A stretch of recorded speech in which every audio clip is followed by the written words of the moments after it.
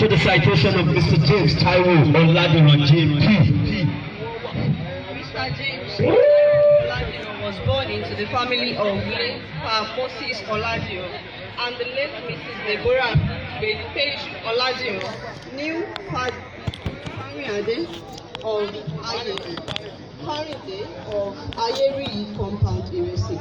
On the 20th of September 1952, he attended Baptist Primary School, Iresi, graduated with grade A in the year 1962.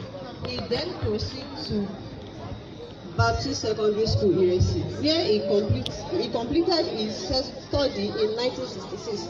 After basic education, he traveled to Ibadan to look for a job.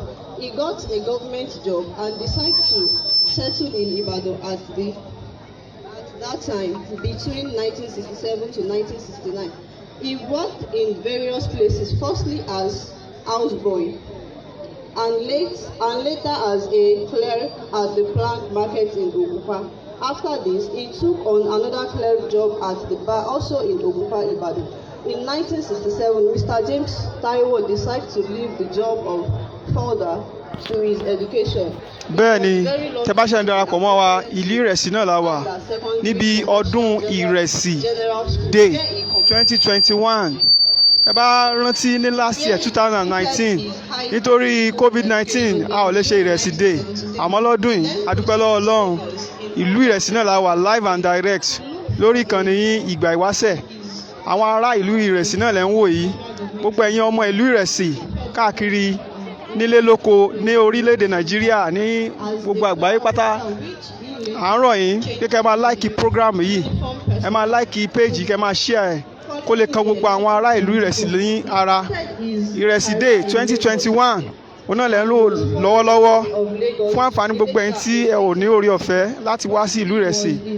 Ìlú Ìrẹsì náà la wà yìí níbi Ìrẹsì Day 2021. Ẹ máa láìkì page yìí, ẹ máa láìkì program yìí, kẹ́ ẹ máa share ẹ̀ kó lè kan gbogbo àwọn ọmọ ìlú Ìrẹsì àti àwọn ọmọ Yorùbá tó bá nífẹ̀ẹ́ èdè.